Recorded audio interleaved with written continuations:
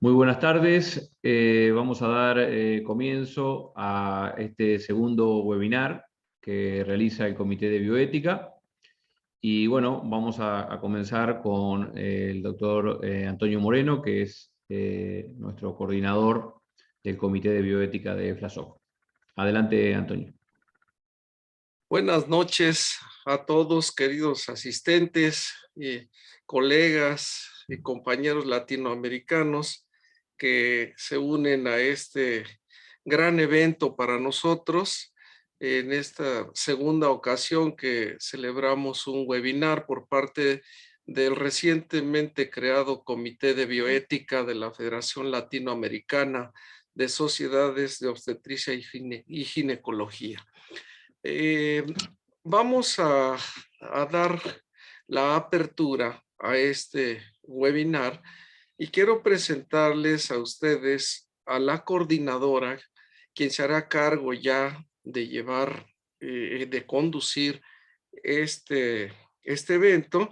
Es la doctora María Mercedes Pérez Alonso.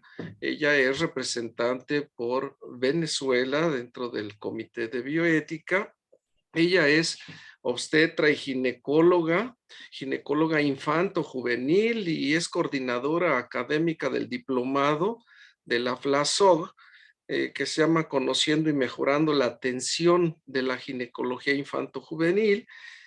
Tiene un diplomado en bioética y es miembro del Comité de Bioética activo, muy activo y muy apreciada por nosotros en FLASOG, y tiene un diplomado en educación universitaria de la UPEL.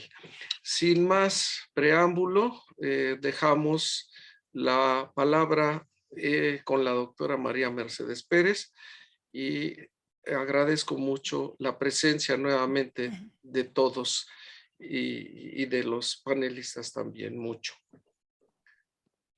Adelante, doctora Mercedes Pérez.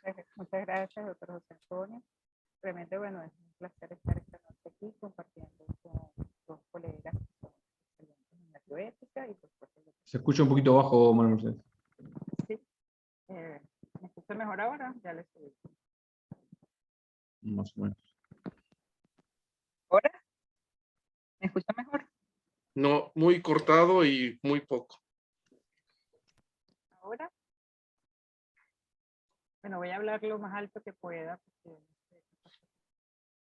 Porque lo que le decía es que agradezco muchísimo la invitación y es un placer compartir con ustedes esta noche unos temas que son fundamentales para nuestras actividades de todos los días como médicos de todas las especialidades y en especial la de nosotros que es la obstetricia y la ginecología.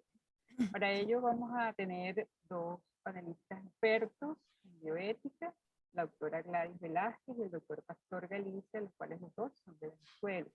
Y nos estaremos tratando dos temas importantes. Uno, el consentimiento informado, mucho más que un requisito, que está a cargo de la doctora Gladys Velázquez, quien nos desvelará el secreto de un documento prioritario para nuestro ejercicio médico, tanto asistencial como investigación, y nos mostrará la interpretación correcta del mismo. Ya vamos a ver que probablemente tenemos algunas ideas erradas sobre lo que es el consentimiento informado. Y después, en segundo lugar, vamos a tener la conferencia Principios de Autonomía, Derecho de los Pacientes, a cargo del doctor Pastor Galicia, que nos hablará de uno de los 4 principios básicos de la bioética, qué significa y qué representa. Igualmente muy útil para nuestra práctica del día a día en la atención de nuestros pacientes, en especial de nuestras estancias. Así que paso a presentarles a nuestra primera ponente, la doctora Gladys Velázquez, que es pediatra. Tenemos una pediatra y tenemos un obstetra, lo cual, como le comentaba la doctora Gladys, es el binomio perfecto, madre-feto. Ella es coordinadora de la Comisión de Bioética del Hospital de Niños José Manuel de los Ríos, profesora titular de la Escuela de Medicina Vargas de la Universidad Central de Venezuela, tiene un magíster licenciado en bioética y es presidenta actual del Centro Nacional de Bioética, conocido por su acrónimo de CENABI. Doctora, bienvenida y muchas gracias por acompañarnos esta noche. Le dejo la palabra. Muchas gracias.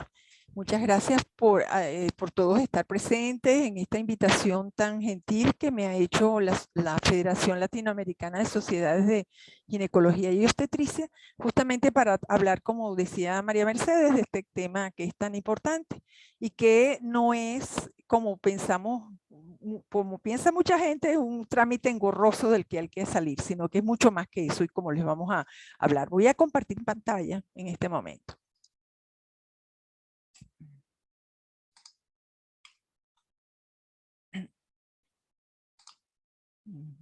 Vamos a poner modo presentación.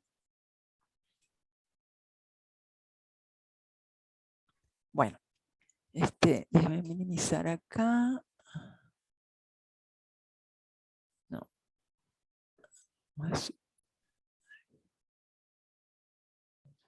Bueno, que cerré mi imagen y no la puedo abrir ahora, no sé. Aquí está. Ok. Bueno. Bueno, como les decía, es que me tapa la lámina, voy a tener que cerrarla. No quisiera, pero voy a tener que cerrarla. Perdón, y si el doctor Moreno cierra su cámara un momentito, porque como tengo el doctor Moreno, ¿me podría cerrar la cámara un momentito? Ajá. No, igual me aparece. Entonces voy a tener que cerrar porque si no, no veo parte de la lámina. Me queda muy... Hay uno para minimizar, doctora. Ahí le Ajá. puede dar y eso no influye en cómo lo vemos los demás. Ah, perfecto. Sí, solo es para usted. Ah, ok. Muchas gracias.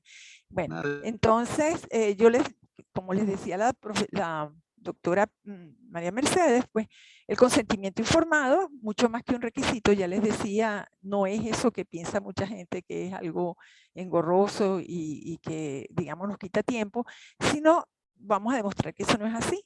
El ser humano se diferencia de las demás especies por algunas cualidades muy especiales. Una de ellas es el tener una inteligencia superior, pero también el tener libertad, o sea, libre albedrío. Ambas son cualidades intrínsecas del ser humano y están integradas dentro de esa ente un poquito intangible que llamamos dignidad humana, que hace que cada uno de nosotros sea un ser especial, diferente, único y irrepetible, ¿verdad? Y esta dignidad humana se manifiesta por ejemplo, en la Declaración Universal de los Derechos Humanos, que en su preámbulo dice que todos los hombres nacen libres e iguales en dignidad y derechos. Por supuesto, uno de estos derechos, como decíamos, es el derecho a que se nos respete esta libertad. En el plano sanitario, libertad es autonomía, o sea, es la posibilidad de que tomemos nuestras propias decisiones en lo que se atañe a nuestra salud.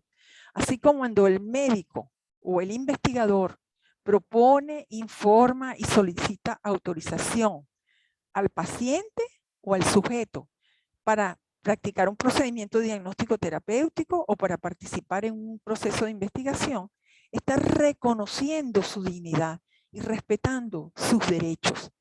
O sea que el consentimiento informado es más que un requisito, es respeto, es la manifestación nuestra del respeto hacia el otro. El respeto genera confianza y la confianza es la base de una buena relación. Esto es válido para cualquier relación humana y por supuesto para la relación que se establece entre el médico y el paciente y entre el investigador y el sujeto de investigación. Voy a decirles ahora lo que no es el consentimiento informado. No es una forma más a llenar cuando se ingresa a una institución asistencial o un recaudo más exigido a todo proyecto de investigación en humanos. No es la renuncia del paciente o del sujeto a sus derechos. No es la autorización para que el médico o el investigador actúen sin límites. Tampoco es la liberación de responsabilidad legal en caso de que algo salga mal. Lamentablemente, sobre todo este último concepto es el que predomina entre nuestros médicos e investigadores. Entonces, ya podemos vislumbrar que existen dos tipos de consentimiento informado. El consentimiento informado del área asistencial o clínico y el consentimiento informado en investigación. Ambos tipos de consentimiento tienen unos elementos que son comunes, pero también tienen unos elementos que son diferenciales.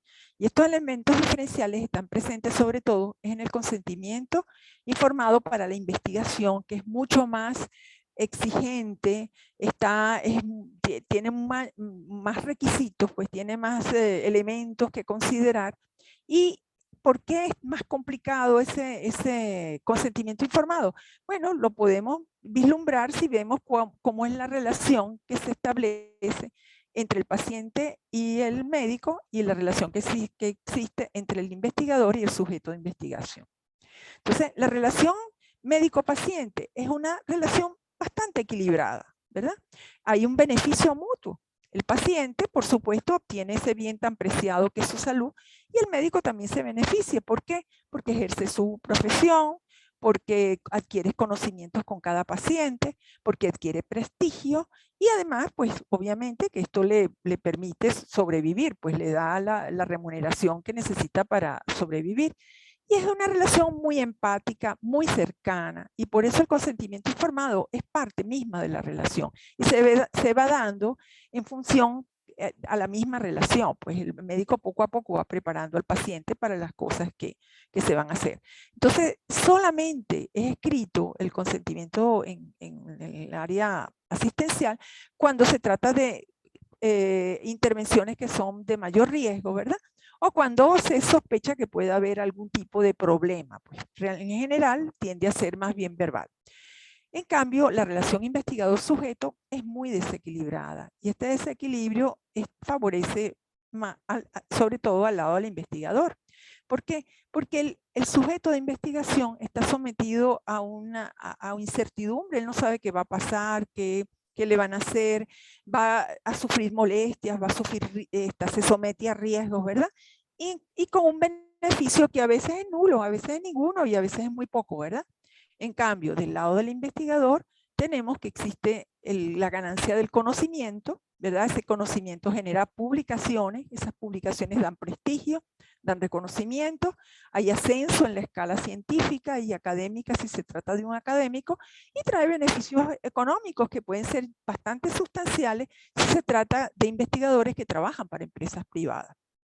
Entonces vemos así como en esta relación el elemento vulnerable es el de sujeto de investigación.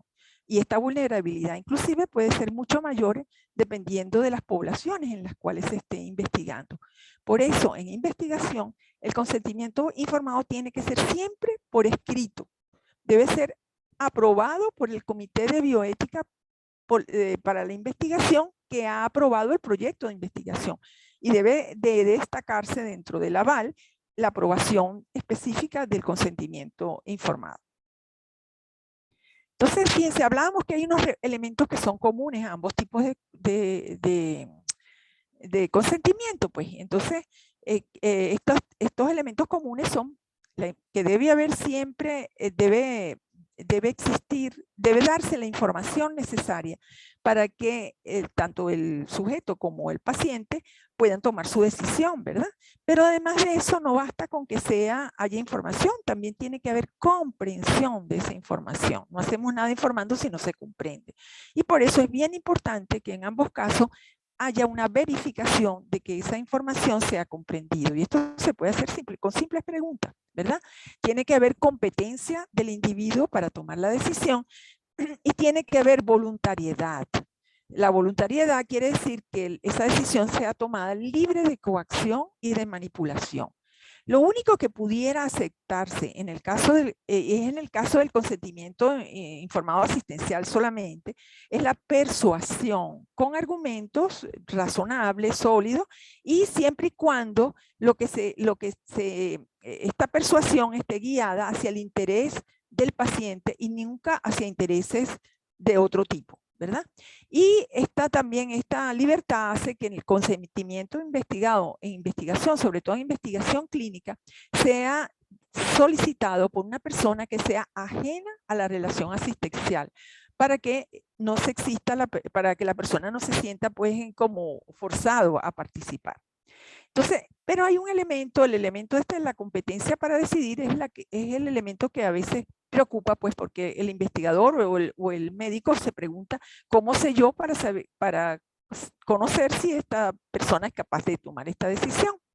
Entonces vemos que existen una serie de elementos que se pueden poner en evidencia durante el mismo hecho de la entrevista que tiene el médico con el paciente o el investigador con el sujeto. Pero quiero decirles antes que la competencia es la aptitud para tomar decisiones clínicas de acuerdo con los propios valores, o sea, de acuerdo con los valores del paciente o del sujeto. ¿Ok? Entonces, fíjense, estos elementos que yo les decía que se pueden ir captando, durante la entrevista es si esta persona comprende la información relevante que le estamos dando, si tiene conciencia de su propia situación, si es capaz de analizar los pros y los contras de cada una de las cosas que se le propongan, ¿verdad? En función a sus valores, y si es capaz de comunicarse ya sea verbalmente o en alguna otra forma de comunicación. Entonces quiero decirles de todas también que esta competencia no es algo absoluto, blanco o negro, no, hay grados de competencia y estos grados de competencia van a tener relación especialmente pues con el grado de riesgo que tenga y la importancia que tenga la decisión perdón, que tienen que tomar. También es bueno advertir que el término, nosotros usamos el término competencia, pero en la literatura anglosajona van a encontrar capacidad de decisión porque competencia para ellos es un término legal. Bueno, entonces hablábamos de elementos comunes y también hay contenidos comunes entre ambos tipos de investigación. Ambos consentimientos deben tener una introducción. La introducción en el asistencial es información sobre la enfermedad y la condición actual del paciente. Y en investigación es la identificación del proyecto, los responsables, la institución, el propósito. Tiene que haber una justificación en el asistencial es para qué el paciente tiene que someterse a este procedimiento o este tratamiento y qué curso tendría la enfermedad de no practicarse. En el caso de la investigación es la razón que existe para que el sujeto haya sido invitado a participar en este proyecto. Deben de escribirse las intervenciones, deben describirse tanto los productos como los procedimientos en una forma bastante detallada, por supuesto, sin entrar en excesos y tecnicismo, y igual sucede en el caso de la investigación. Tiene que señalarse los beneficios esperados, que en el caso de las asistenciales son para el paciente exclusivamente, pero en el caso de investigación puede ser para el sujeto, pero en general tienden a ser más para otras personas con su misma condición o para como conocimiento generalizable. Esto es fundamental porque siempre no hacer daño es lo primordial y los efectos adversos previsibles deben ser señalados y deben ser señalados con su frecuencia aproximada en ambos casos, ¿verdad? Y también deben de enseñarse o comunicarse cuáles son las alternativas a lo que estamos planteando, al procedimiento o el tratamiento que estamos planteando. Entonces, en el caso del paciente serían las que son factibles para su caso en particular, pero en el caso de investigación tienen que señalarse todas las existentes para ese momento. Ambos tienen en común también que el lenguaje que utilicemos tiene que ser preciso, claro, sin tecnicismo, que sea comprensible para el paciente. Y como dijimos anteriormente, debe confirmarse pues que haya el entendimiento de lo que le decimos.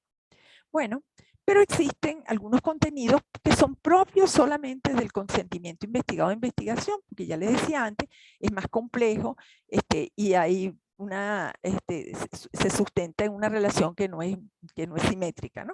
Entonces estamos hablando de un contrato y en un contrato siempre es importante que las partes se comprometan. ¿A qué se compromete el investigador? Se compromete a manejar los datos del paciente, tanto los datos personales como los resultados de la investigación con confidencialidad. Pero esto no es suficiente. También tiene que decir qué método utilizará para resguardar esa confidencialidad. Debe señalarse qué va a pasar en caso de que ocurran daños, quién lo va a atender, en dónde se va a ser atendido, hasta dónde se compromete el investigador, ¿verdad? Si va a haber indemnizaciones, en algunos casos, en algunos proyectos de gran tamaño, pues puede haber inclusive pólizas de seguro o colectiva. Y es muy importante quién es el contacto, a quién va a acudir él en el momento que tenga un problema o una duda, y este contacto tiene que estar todas las señales para ubicarlo, pues teléfono, en qué es su lugar, la oficina, etc. Debe de comprometerse al respetar la libertad de participación y entonces tiene que respetar la negación a participar o también el retiro de alguien que haya inicialmente aceptado, pero después decida retirarse. Esto sin ningún tipo de sanción y, por supuesto, como al ser en el campo de la investigación clínica, sin que eso afecte la atención que él va a recibir como paciente. Tiene que darse tiempo para que el individuo, el sujeto, decida si quiere o no participar y pueda consultar a otras personas. Y tiene que decirse si va a haber algún tipo de remuneración o beneficio que debe ser razonable. Por lo general son beneficios pequeños que cubren gastos de transporte, de alimentación, algún otro gasto en que incurra el sujeto, porque si damos un beneficio monetario mayor, pues esto va a afectar un requisito muy importante que señalábamos antes, que es la libertad para participar. Eso podría ejercer como, digamos, una coacción para que el individuo participe. En cuanto al compromiso del sujeto, fíjense que esto es mucho más simple. Es cumplir las indicaciones que le está dando el investigador. Y por eso esas obligaciones o estas indicaciones tienen que estar muy bien precisas en el documento, de cuántas veces tiene que acudir, qué cosas se tiene que hacer, si hay algún examen, si hay alguna cosa que tenga que hacer, un ayuno o cualquier cosa, pues tiene que estar señalado allí. Hay otro elemento también que está presente en todo contrato, es la finalidad de ese contrato, ¿verdad? Entonces, esto tiene que estar presente en todo consentimiento informado. O sea, ¿qué destino va a tener la información que obtenga el investigador? Ese destino, por ejemplo, puede ser una publicación, una presentación en un evento científico, puede ser un trabajo de grado, puede ser un trabajo de ascenso si la persona es una académica, puede ser simplemente parte de un proceso de investigación, de un ensayo clínico, por ejemplo. Entonces habría que decirle en qué etapa del ensayo clínico se encuentra. Tiene que decir quién patrocina la investigación y quién la financia. ¿Por qué? Porque puede ser que haya algún sujeto que no le interese participar en una investigación que está patrocinando un ente particular porque simplemente no le gusta o tenga alguna objeción a eso, ¿verdad? Y debe siempre, cuando existan conflictos de interés, estos deben ser declarados. Un ejemplo de esto puede ser, por ejemplo, que el investigador uno de los investigadores sea personal de una compañía farmacéutica, por ejemplo, que fabrica uno de los productos que se está probando en la investigación. Pero hay también contenidos que son variables que van a depender del tipo de investigación. Entonces, por ejemplo, siempre debe decir si la investigación es de carácter experimental, porque el sujeto tiene derecho a saber si eso que se va a probar con él ha sido usado previamente, si está probado, si no está probado y justamente es posible que haya efectos que no se hayan conocido antes. Tiene que saber si se está investigando con placebos, ¿verdad? Y qué tipo de placebo se está usando, qué tipo de ciego se está usando en la utilización de ese placebo. Por supuesto, esto se ve en los ensayos clínicos. Tiene que saber si hay algún tipo de exclusión para saber si él puede o no participar. Por ejemplo, en un momento dado, puede ser importante que la persona no esté embarazada. Pues entonces, esto tiene que saberlo para tomar las precauciones. Luego tiene que saber el destino que van a tener las muestras sobrantes. Si se toma sangre, otro tipo de tejidos, pues, y que eso queda almacenado, pues tiene que decírsele qué se va a hacer con él después, si se va a destruir o se va a almacenar. Y bueno, y eso tiene una serie de bemoles, como sobre todo cuando se trata de muestras que pueden ser procesadas para estudios de ADN.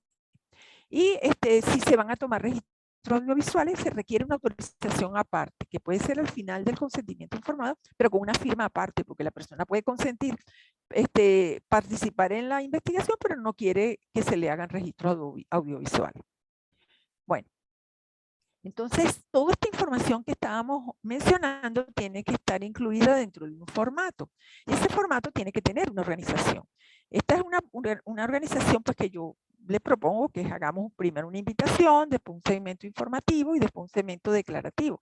Ustedes verán en algunas partes que se habla de consentimiento informado, que se habla solamente de segmento informativo porque incluyen ahí la invitación y el segmento declarativo. Fíjense, cuando uno participa en comités de ética de investigación, se da cuenta que una de las fallas más frecuentes que tienen los proyectos de investigación es el consentimiento informado. La mayoría de las personas no sabe hacer un consentimiento informado y lo hacen a veces sin respetar, a veces dicen que es un consentimiento informado y solo tiene la parte declarativa, no hay información, eso no puede ser un consentimiento informado, o tiene una alteración de la secuencia, entonces primero se declara que se quiere o no participar y después que se informa. Eso no puede ser así. Entonces, como queríamos que fuéramos didácticos en esta charla, pues yo traje un ejemplo muy sencillito de un consentimiento informado de un residente que está haciendo su tesis de grado en una investigación para ver la respuesta celular al virus de la COVID-19. Y entonces podíamos ver aquí las partes, pues entonces tiene primera parte, esta parte sería esa parte que yo les decía, la invitación, la introductoria, el título, la institución, la sede, el investigador, dice, le estamos invitando, esta es una forma muy amable y muy protocolar, pues que se puede usar, una investigación que tiene tal propósito, ¿verdad? Los resultados obtenidos serán, que tiene tales, o sea, cuál es el objetivo grande o el propósito de la investigación, los resultados obtenidos serán presentados como trabajo de grado para obtener tal título, financiado por el autor. Entonces, y siempre es importante que incite a que el sujeto lea cuidadosamente el documento, que lo pueda discutir con alguien, que lo piense, que haga todas las preguntas que tiene que hacer y que aclare todas sus dudas. Luego viene la parte informativa. En este caso está redactado en forma de preguntas. Esta es una forma muy didáctica para el sujeto, pues para que lo entienda más fácil. Pero esto no es obligatorio, se puede redactar de otra forma. Entonces tenemos aquí, por ejemplo, las preguntas. ¿Por qué he sido seleccionado? ¿En qué consiste mi participación? ¿Qué riesgos corro al participar en el estudio? ¿Tendré beneficios por participar? ¿Recibiré algún pago por participar? ¿Qué gasto tendré que asumir si decido participar? ¿Qué harán con la sangre? En este caso tomaban dos muestras de sangre. Entonces, ¿qué harán con la sangre restante después de realizar el estudio? ¿Cómo me garantizan la confidencialidad de mis datos personales? Y fíjense que en este caso el método está señalado que dice que se utilizará un código numérico para relacionar la historia con las muestras y el consentimiento. ¿Qué pasa si me niego a participar? ¿A quién puedo contactar si tengo dudas sobre el estudio? Entonces aquí está la persona, en este caso el investigador, el teléfono, la oficina, etcétera. Pero también específicamente dice a quién puedo contactar para conocer los derechos que me amparan al participar en este estudio de investigación. Entonces dice aquí que puede contactar al Comité de Bioética para la investigación, que dio el consentimiento, el aval para que se realizara esta investigación, y este es el teléfono, el contacto. Esto no se da en todos los documentos, sobre todo en investigaciones que tienen de mayor envergadura, que tienen mayores riesgos, pero pues en este caso se puso y es opcional, pero siempre, digamos, podría ser bueno que se utilice.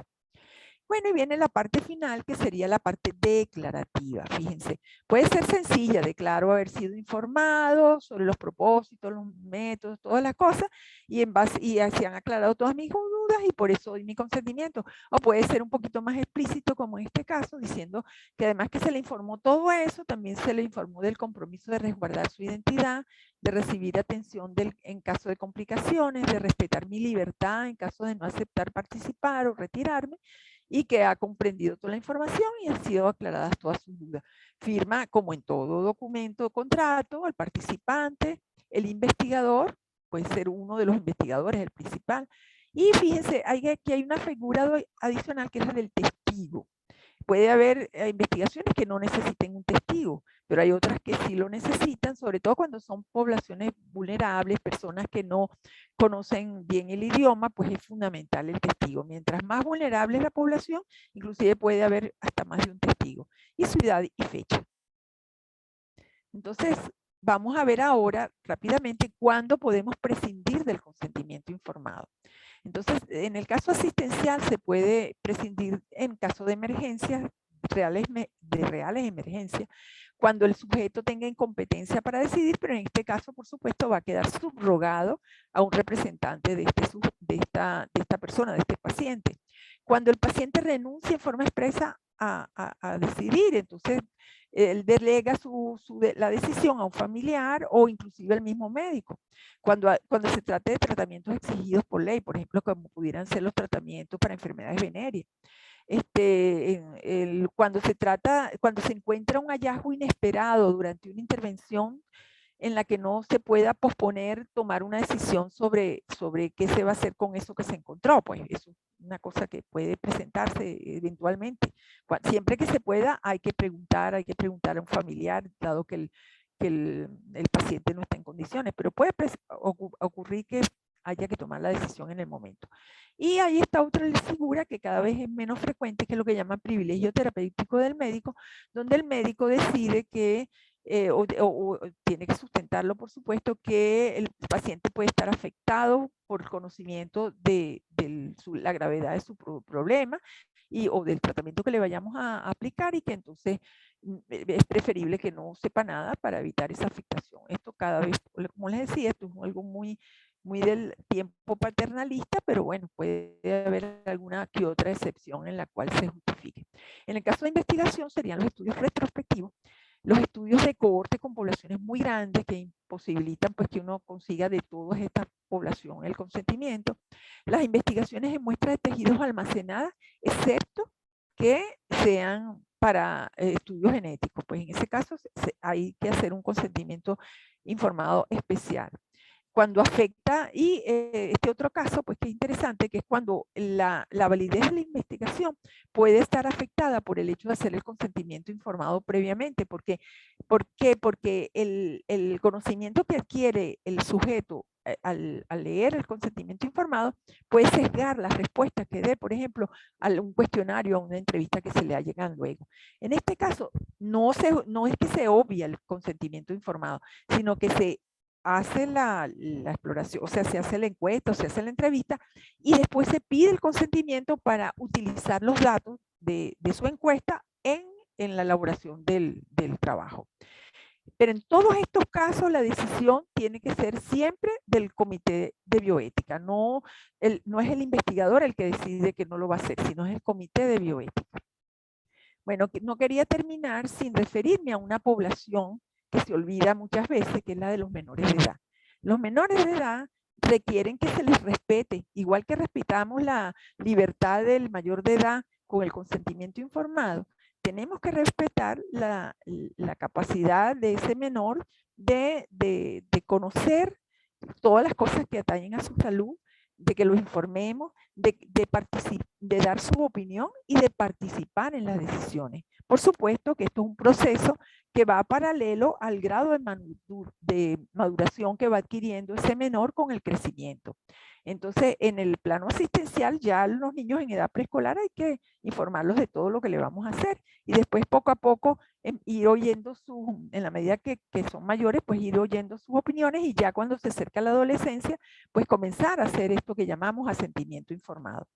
Y en el campo de la investigación, esto es mucho más estricto, al igual que sucede como el consentimiento informado en los mayores de edad, y hay que hacer realmente lo que se llama un asentimiento informado. Es un documento también escrito que tiene más o menos los mismos elementos del consentimiento informado, pero en un lenguaje mucho más sencillo, más coloquial, más entendible, que se va adaptando, pues, por supuesto, a la edad del niño.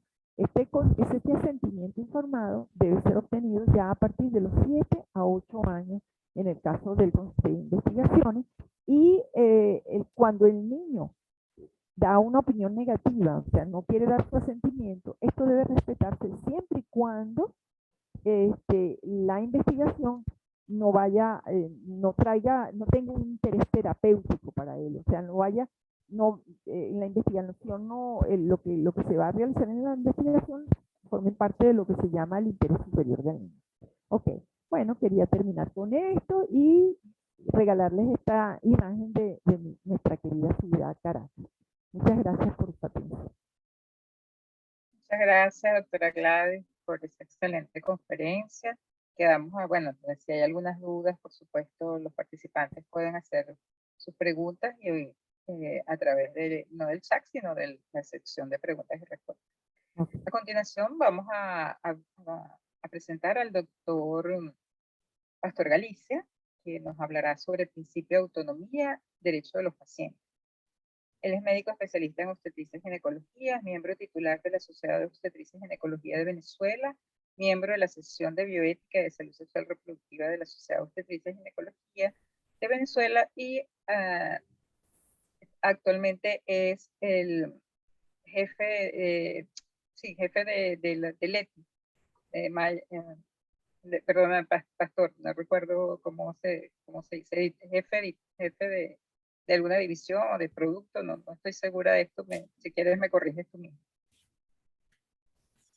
Bueno, te doy la palabra, pastor, y me disculpas que se me saltó tu cargo actual. Bueno, doctora, no se preocupe, eso pasa en las mejores familias. El cargo es el de Chief Medical Officer del Grupo LETI. Bueno, en primer lugar, pues agradecerle a usted, doctora María Mercedes, al doctor Álvaro Erramuspe, al doctor Moreno, a la doctora Gladys Velázquez y a todos los miembros del Comité de Bioética de FLASOC por tan amable invitación para, bueno, poderles conversar unos minutos acerca del principio de autonomía, derecho de los pacientes. Voy a comenzar con un pensamiento de Granados que dice que la tragedia de los jóvenes médicos actuales es que pueden llegar al final de su carrera sabiendo muchísimo de la célula, pero ignorándolo todo o casi todo acerca de la persona. Pareciera que ese perfil humanístico que en otrora se buscaba en nuestras carreras médicas, en nuestras carreras sanitarias, se ha pues venido pues, perdiendo. Entonces, no es que los muchachos no estén bien formados en cuanto al conocimiento médico, a las nuevas tecnologías, a la manera incluso de cómo poder expresarse con sus pacientes en una situación como la reciente pandemia, donde la comunicación era básicamente pues por telemedicina, por detrás de una pantalla así como estamos hoy en la noche de hoy, pero probablemente pues había como un poquito de pérdida de la sensibilidad. Pues ya entrando en materia, el principio de autonomía ha influido profundamente en el desarrollo de la bioética como ciencia, tanto desde el punto de vista político, sociológico, moral o legal. Sin duda, pues cambió el centro de la toma de decisiones del médico, reorientando su relación con el enfermo hacia un acto mucho más abierto, mucho más franco, en el cual, tal como lo dijo la doctora Velázquez hace unos minutos, pues reorienta su relación con el enfermo hacia un respeto donde se toma como centro de referencia la voluntad del paciente. Hoy en día, pues se plantea que el auge del principio de la autonomía en la práctica médica protege a los enfermos contra flagrantes violaciones de su integridad y de su dignidad como persona, que en el pasado, pues como lo mostró la colega, pues eran ampliamente aceptadas como permisibles. Ahora bien, en términos reflexivos, ¿qué implicaciones tiene el principio de autonomía para el médico? ¿Resulta el principio bioético de autonomía lo suficientemente fuerte como para garantizar el respeto a las personas en todas las transacciones y hechos médicos en los cuales puedan verse involucrados con los matices o significados que ello entraña?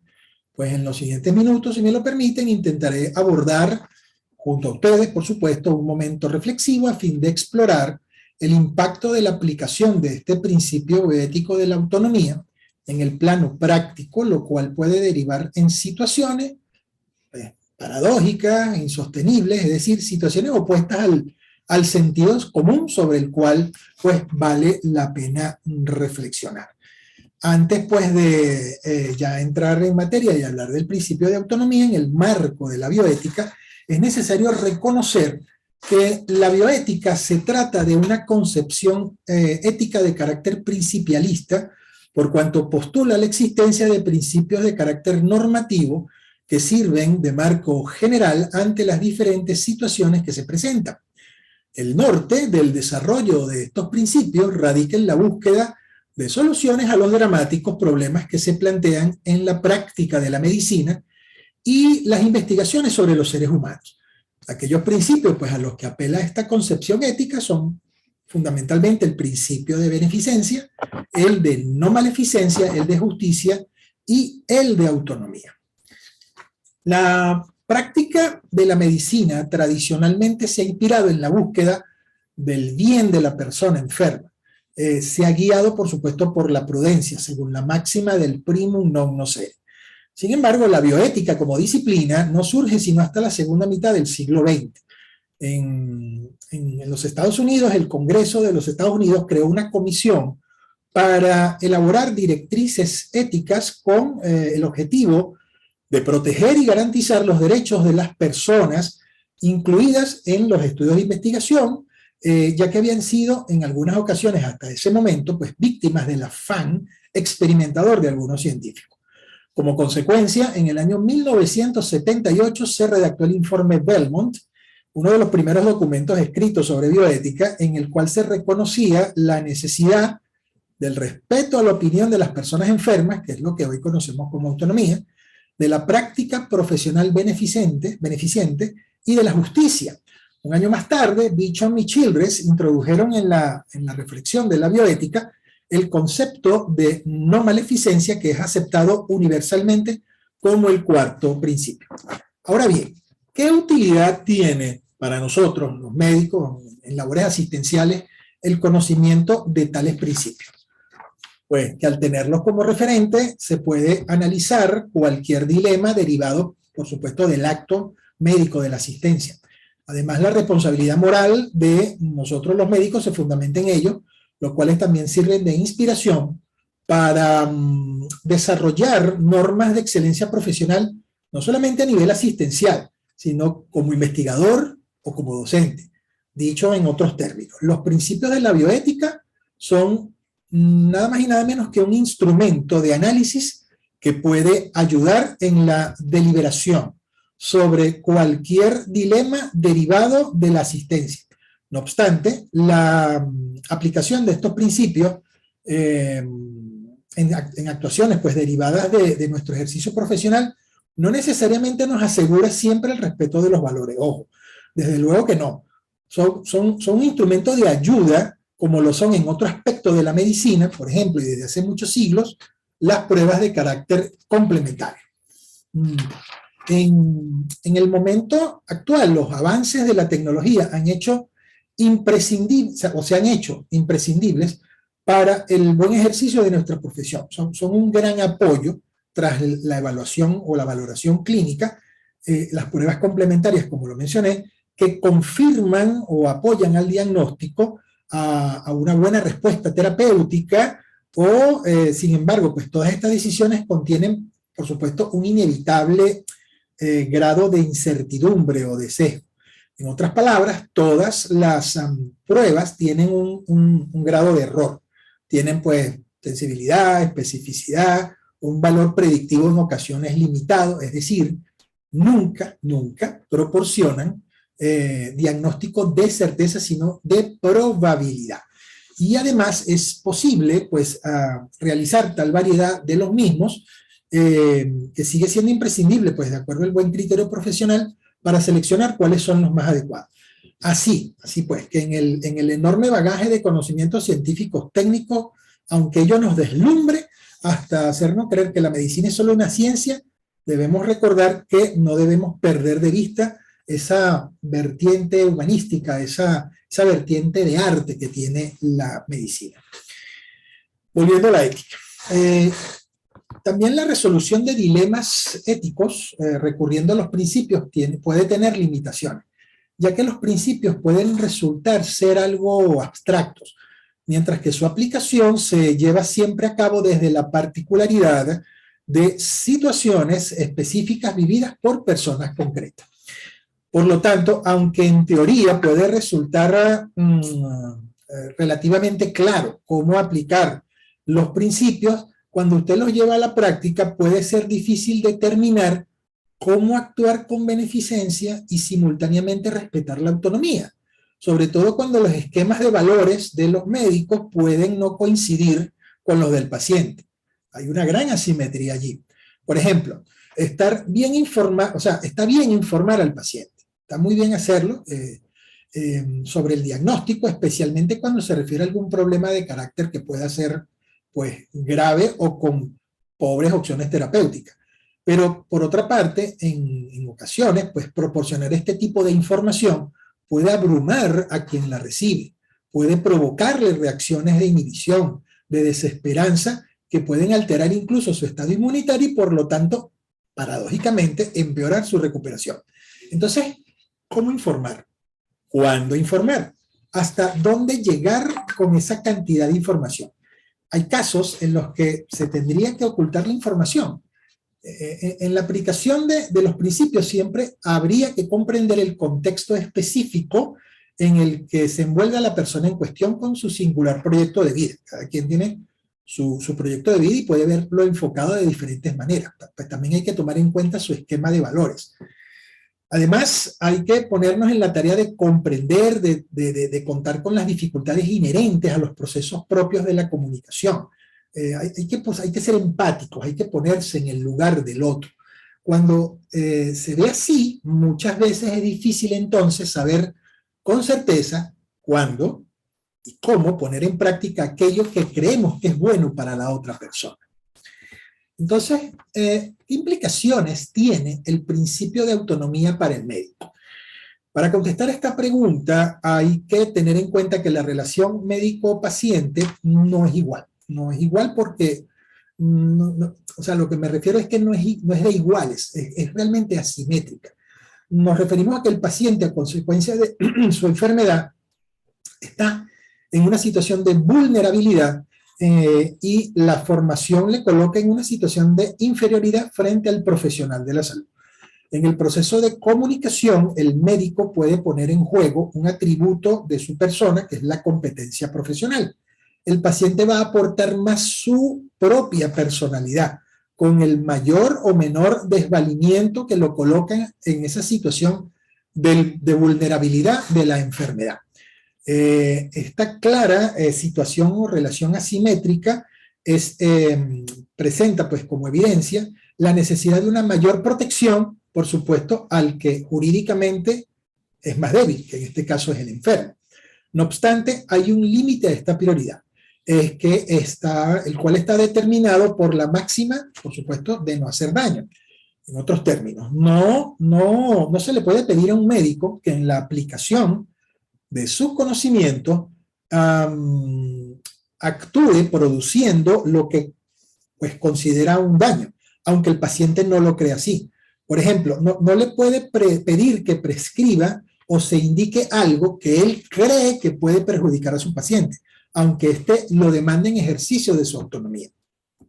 Ahora bien, ¿de qué manera se concreta en la práctica diaria este respeto entonces de la autonomía del paciente?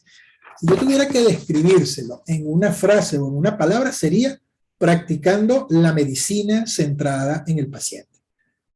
Hay que ser empático, hay que ponerse en sus zapatos. Ello implica dar toda la información relevante con un lenguaje comprensible, sabiendo escuchar al paciente todas sus inquietudes durante el interrogatorio, la entrevista médica.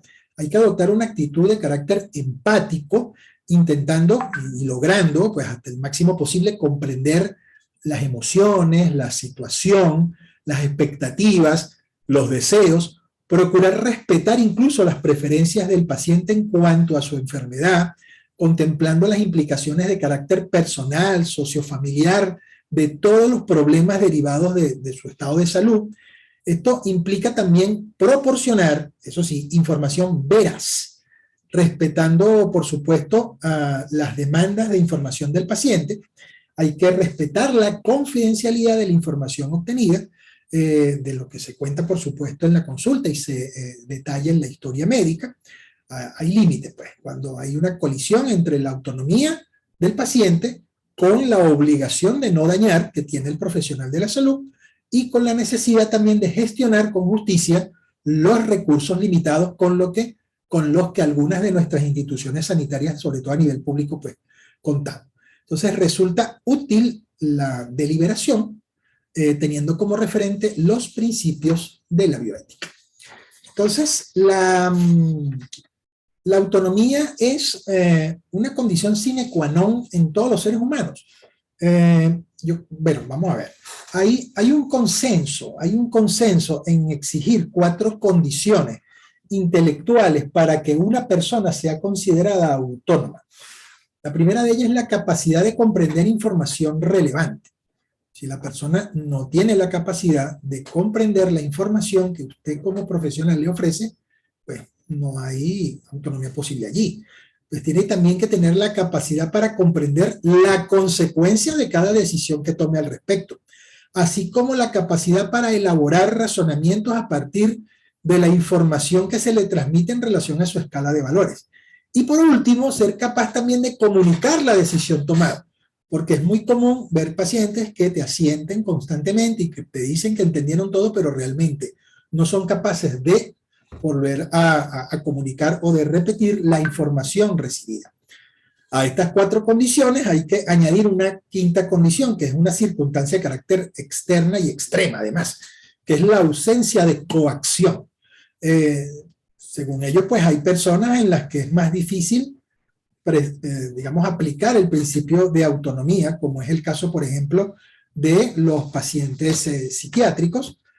Otro grupo de personas en las cuales también es difícil aplicar o discernir, mejor dicho, el grado de autonomía, son por supuesto los recién nacidos, los deficientes mentales severos, pacientes en coma que no hayan expresado directrices anticipadas en cuanto a su estado de salud y su evolución, o pacientes con demencia. El tratamiento de los temas de psiquiatría realmente es muy delicado. Sobre él, sin embargo, se están desarrollando en estos momentos varias líneas de investigación. Hay mucha legislación al respecto y es variable en diferentes países de todo el orbe. En el caso, por ejemplo, de un paciente psiquiátrico con brote psicótico, en el caso de los recién nacidos, en el caso de los deficientes mentales severos, los familiares, tal como lo había mencionado la doctora Velázquez, se consideran pues subsidiarios o depositarios, mejor dicho, de la autonomía. En el caso de los pacientes en coma o con demencia, pues habrá que tener en cuenta si existe por allí pues algún documento de voluntad anticipada, o si alguna persona próxima a estas personas en estas condiciones conoce la escala de valores, ¿okay?, de estos pacientes, en cuyo caso habría que seguirla y verificar pues que el deseo, la decisión que tome, sea el que esta persona hubiese tomado en condiciones, digamos, de conciencia plena de su autonomía. ¿Ok? Entonces, en estos casos, pues en esos familiares se deposita la autonomía o la toma de decisiones de estos pacientes. Ojo, ojo, autonomía no es arbitrariedad. El principio de autonomía es, o se ha formulado y contemplando en la bioética siempre de la perspectiva del médico. ¿Okay? No se ha entrado a indagar en profundidad lo que supone para el paciente este derecho de autodeterminación, que visto, por supuesto, desde la perspectiva del profesional de la salud, se convierte, de hecho, para el paciente entonces en una obligación a autodeterminarse. Lo que se espera del paciente es que entonces se determine. De este modo le quitaría al médico la responsabilidad moral y la jurídica. ¿Y los niños o menores? Pues respecto a ellos, tal también se mencionó, la capacidad de autonomía va a ir apareciendo gradualmente, de acuerdo a pues, la madurez de su intelecto, la edad en la cual va ocurriendo esa madurez, de su habilidad cognitiva y de su carácter emocional. Ya lo decía la doctora, niños pequeños, aún en edad preescolar, pues pueden emitir su opinión y su deseo. Entonces, desde la perspectiva del paciente, lo que se plantea es que en la medida en que una persona enferma está en condiciones de tomar por su cuenta decisiones que afecten su salud, la cuestión importante entonces es tener en cuenta su propia voluntad, sea acertada o no, que una vez sea expresada formalmente, no corregida, sea pues la que obligue legalmente al médico a que, bueno, ejecute el acto deseado. Solo el mismo enfermo pudiera revocar tal decisión. Es decir, una persona actúa autónomamente cuando opta libremente, sin coacción, por lo que moralmente debería optar, es decir, dictando su recta y su propia razón. Precisamente por tratarse de su propia razón, entonces él debería actuar de manera recta y autónoma. Si decide mal, pues será porque no actuó de acuerdo a la recta razón. Estará de algún motivo viciado el sujeto pues ya no sigue esa recta razón si está equivocado. Tarde o temprano se dará cuenta de que no es tal vez verdadero lo que hubiera querido, ergo no sería autónomo, sino heterónomo. Entonces, esto es un poco complicado, pero tampoco sería autónomo el que contra lo que le dicta su recta o viciada razón se ve forzado a optar por aquello que no quiere.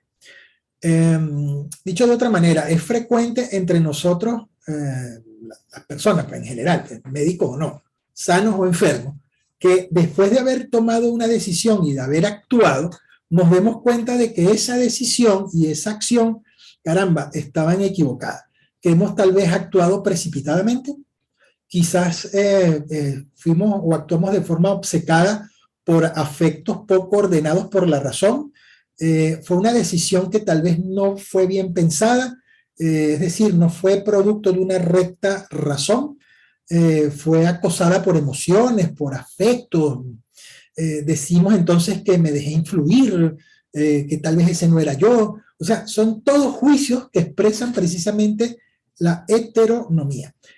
El enfermo entonces, de manera natural, está muy vertido sobre sí mismo, sobre sus preocupaciones, sobre la influencia de cierto shock, dolor físico, psíquico. En esas condiciones, pues es dudoso que pueda por sí mismo lograr tal vez la distancia, la decisión necesaria sobre la materia que él debe juzgar, como para hacerlo de manera libre, de manera correcta, fuera de todo temor o de angustias o de perturbaciones. Entonces, asistir a este enfermo en una situación como esta, incluso en algunos casos, no sería tal vez una falta de respeto a la dignidad de la persona, sino un deber humanitario de parte del médico, un deber de caridad. Por lo general, un enfermo que sea prudente y sabio sabría agradecer sinceramente una asistencia o una acción de esta naturaleza. Entonces, volviendo a la perspectiva del paciente, ¿cómo debe comportarse una persona responsable en caso de una enfermedad más o menos grave? En relación con el principio o con el ejercicio de la autonomía del paciente, hay que hacer especial referencia a la virtud, como lo dije hace unos segundos, de la prudencia.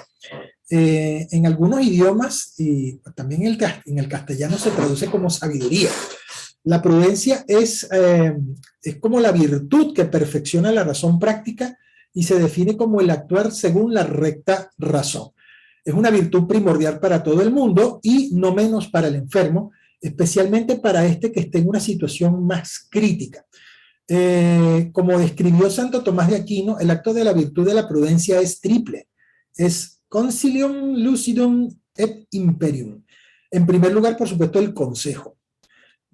Yo creo que este es el elemento clave para que el enfermo pueda tomar decisiones autónomas prudentes. El enfermo se encuentra normalmente arropado no físicamente por una cobija, ¿no? Sino en el ámbito relacional, tanto por el entorno familiar como por el entorno médico o sanitario. Ambos entornos son fundamentales para la toma de decisiones y para obtener un buen consejo. ¿Ok? En el entorno familiar, el enfermo siempre encontrará, o más bien sería siempre interrogado, encontrará el apoyo emocional adecuado, el consejo certero de quien le quiere o le ayuda para superar una situación de carácter difícil y doloroso. ¿Quién sabe? El entorno médico, por el contrario, o en su parte, se ocupa principalmente de la atención médica y de los cuidados que este paciente, en razón de su condición, va a recibir, los cuales terminan trascendiendo habitualmente el ámbito puramente técnico. ¿Okay? Trascienden el ámbito técnico al emocional. Fomenta la confianza, dan consuelo, le podemos dar esperanza a ese paciente. El enfermo entonces prudente y sabio sabrá dejarse asesorar en estos entornos. En su decisión entonces sabrá integrar la competencia del médico, la competencia profesional sanitaria y la competencia emocional de su familia y del personal que lo rodea. En concreto entonces, ¿cuáles son las decisiones que debe tomar un enfermo prudente? Pues en primer lugar una decisión de segundo orden con la ayuda y asesoramiento de las personas de confianza de su entorno, tanto familiar como médico sanitario. Siendo una decisión que de algún modo afecta su salud, no puede ser tomada a la ligera. Y si esta decisión pues está como queremos y deseamos, bien tomada y bien formada por la confianza que hay en el equipo médico, familiares y el mismo enfermo, y esto se mantiene, entonces el enfermo se ahorra las molestias de tener que controlar o angustiarse por todas las sugerencias de tratamiento, y mantendrá su autonomía de manera muy eficaz. Entonces, tiene que tomar el paciente también las decisiones de primer orden, pues está claro que sin su consentimiento esto no puede ser posible, ¿ok? Pero el consentimiento para todas las decisiones de primer orden, para que puedan estas tomarse ya implícitas, tienen que haber pasado por una decisión de segundo orden.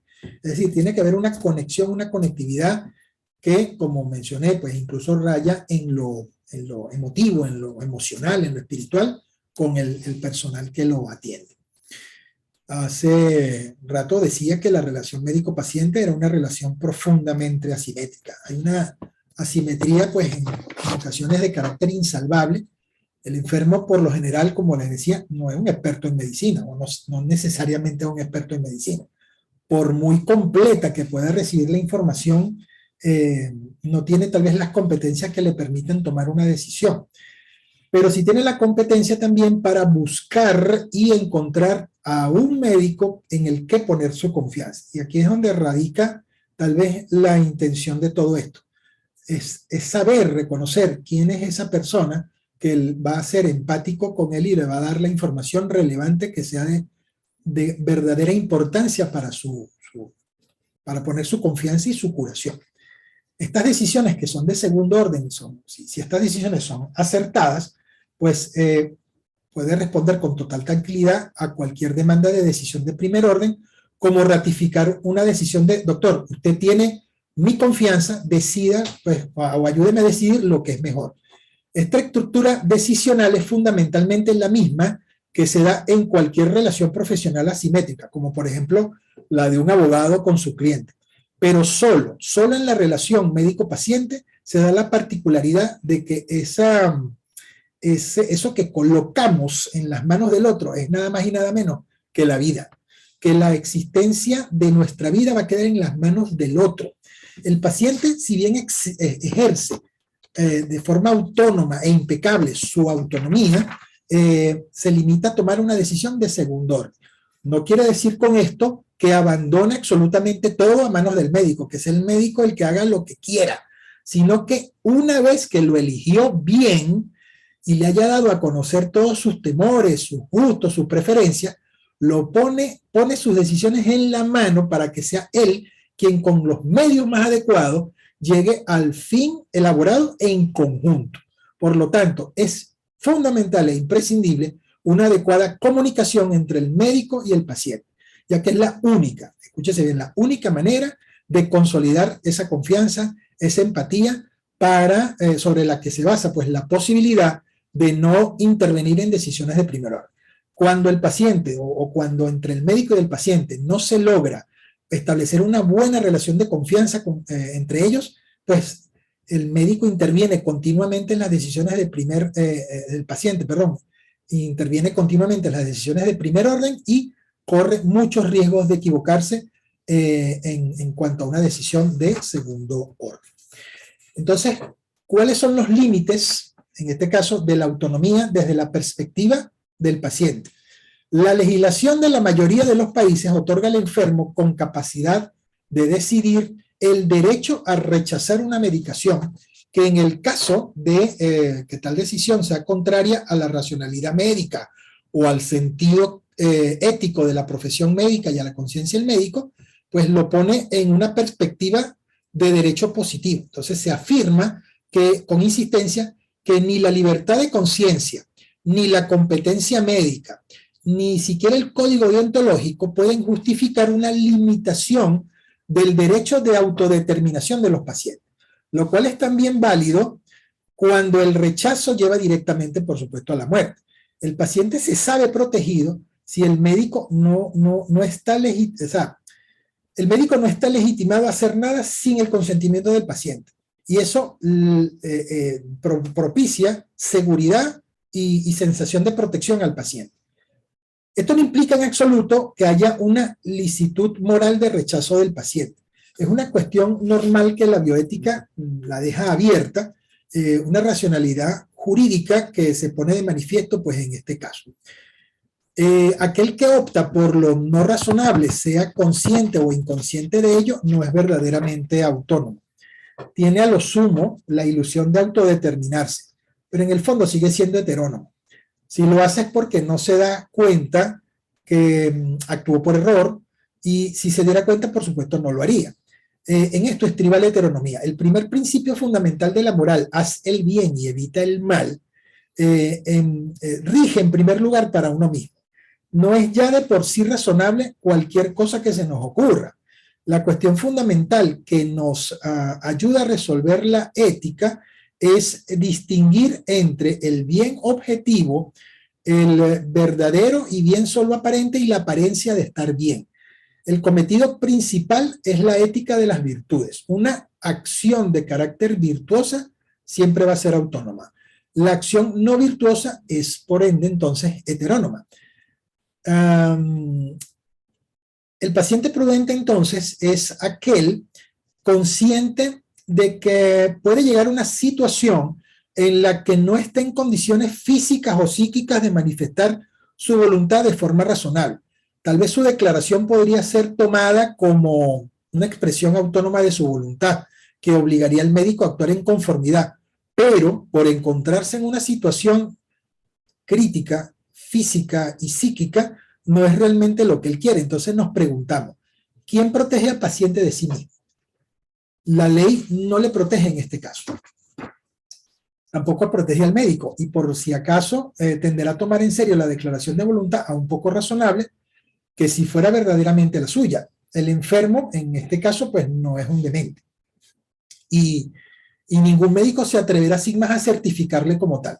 La prudencia entonces llevará, en este caso, al paciente a designar a una persona de su confianza, por regla general a algún miembro de la familia, con el que se elaborará o se concretará pues todas las declaraciones de voluntad, e incluso en su caso dejará la decisión en las manos de este representante mientras una situación crítica e insalvable dure. El paciente prudente documentará por escrito quién es la persona que en tales circunstancias es su representante de carácter autorizado. Y ahora, manera de conclusión, y lo coloco interrogante porque ciertamente en el estudio de este tema conseguí precisamente controversias increíbles. Desafortunadamente en nuestras sociedades nuestras sociedades de carácter individualista, está muy atomizada, cada vez más atomizada. Hay, familias totalmente destruidas en algunas de nuestras naciones. Hace poco ACNUR publicó que Venezuela se está desangrando. Hay más de 6 millones de venezolanos que han abandonado nuestras fronteras. Entonces hay cada vez más enfermos que no tienen a nadie en quien confiar. Hay familias que están cada vez menos en condiciones de asumir su función más genuina, que es la de asistir, controlar, consolar, fortalecer a todos los miembros que están en estado de disminución, de enfermedad grave, para ayudarles a tomar decisiones. Y aquí se ve una vez más que algo que no va en, que no va en nuestra sociedad. Por mucha solidaridad organizada que exista, la familia sigue siendo algo insustituible. Solamente ella pues podrá garantizar que el enfermo vea respetada su dignidad hasta el momento de su muerte. La invitación para todos mis colegas es también pues abrazar este principio mediante el hecho de ser empáticos con nuestros pacientes en el área asistencial, recordando que la medicina es la más humana de las ciencias, la más empírica de las artes y la más científica de las humanidades. A todos por su atención, muchísimas gracias.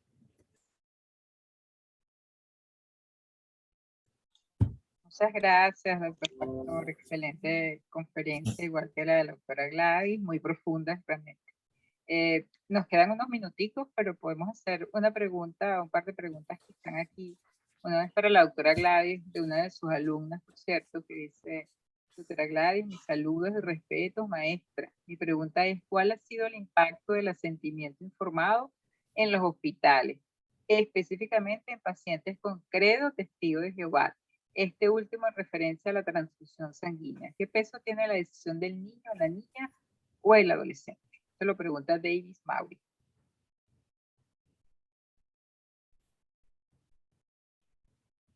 ¿Tiene apagado el micrófono, doctor? ¿Tiene apagado su micrófono?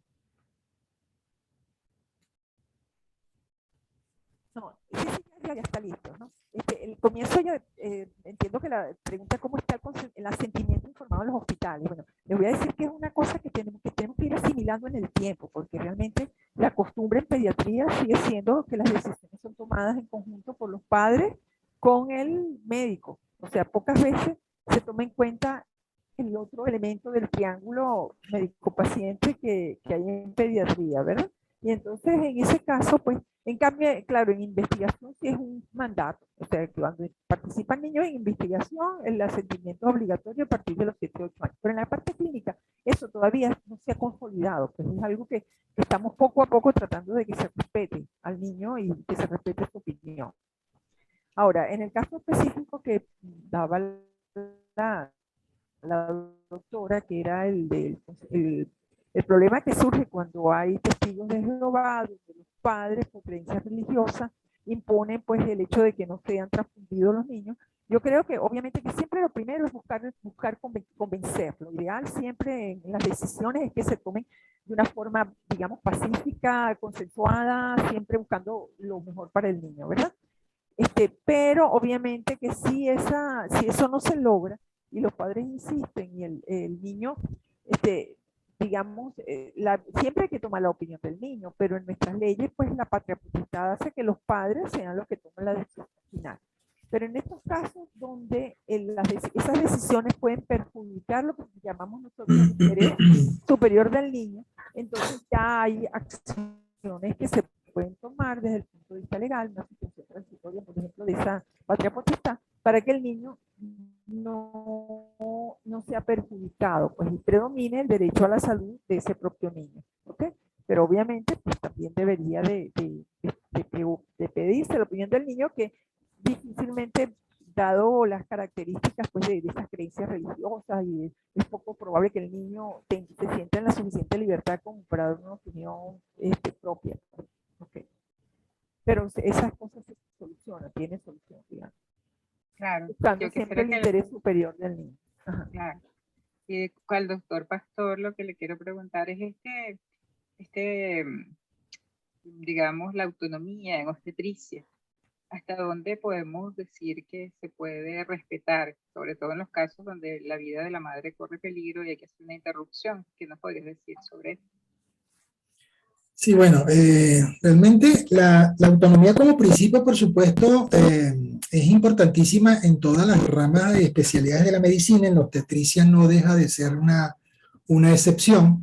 Siempre debemos tener presente que todo acto médico debe venir precedido de, pues por supuesto, la información de carácter relevante y conciso para todas las personas. No obviar la posibilidad o la probabilidad de que un acto médico, que por lo general evoluciona de forma completamente natural y sin complicaciones, puede llegar a complicarse, y sería totalmente pues, lícito, lógico y por supuesto legal poner en cuenta en este caso a la embarazada o a la puérpera, en la situación de conocer qué hacer en caso de algunas situaciones. Porque, tal como lo dije en alguna parte de la conferencia, a veces nos encontramos con una paciente que en una condición de esta queda en coma sin capacidad de decidir y no hay ninguna voluntad de carácter anticipado por ninguna parte. Y tenemos que apelar, por supuesto, a buscar el consentimiento con algún familiar. Y por lo que también expliqué al final, nosotros vivimos actualmente en una sociedad donde a veces es difícil conseguir un familiar que realmente entienda, viva y comprenda los valores que le permitirían tomar decisiones a esta persona en caso de que no estuviera en una situación de vida o muerte. Pienso que es algo muy importante que debemos tomar en cuenta, tenerlo presente, estudiarlo e incorporarlo en el bagaje pues, de conocimiento de información para la solicitud de los consentimientos informados. Gracias, doctor Pastor. Yo creo que, bueno, ha sido una jornada estupenda, aprendimos mucho sobre consentimiento informado, creo que lo vamos a hacer mejor ahora, doctora Gladys. Creo, por lo menos lo que estuvimos hoy aquí vamos a tener. Y claro, con respecto al principio de autonomía, ahora tenemos también mucha más información. Yo quiero dejarle la palabra al doctor al doctor Moreno, porque él como coordinador quiero que cierre esta sesión. Y muchas gracias por habernos acompañado, doctora Gladys y doctor Pastor. Gracias, doctora. Adelante, doctor. Gracias. En nombre del Comité de Bioética de la Federación Latinoamericana de Sociedades de Obstetricia y Ginecología, quiero dar las gracias a la doctora Gladys Velázquez, al doctor Pastor José Galicia Pérez, a la doctora María Mercedes Pérez por la excelente coordinación, a los panelistas, felicitaciones por estas ponencias de gran calidad, al doctor Erramuspe, que está pendiente de todas nuestras actividades, apoyándonos con el enlace tanto tecnológico como académico con la Federación, y también a la gente de soporte de informática de la Federación que nos apoyó en esta transmisión, y a todos los que nos hicieron favor de acompañarnos. Les recordamos que bimensualmente vamos a estar tratando de llevar a cabo esta serie de webinars con temas fundamentales para la práctica médica, que gana terreno poco a poco, pero es sólido y consistente el avance que se tiene. Quienes se asoman a disfrutar las mieles de la bioética. Muchas gracias, que tengan buenas noches y hasta pronto. Gracias, que pasen bien. Igual, gracias. Feliz noche. Gracias. Feliz noche.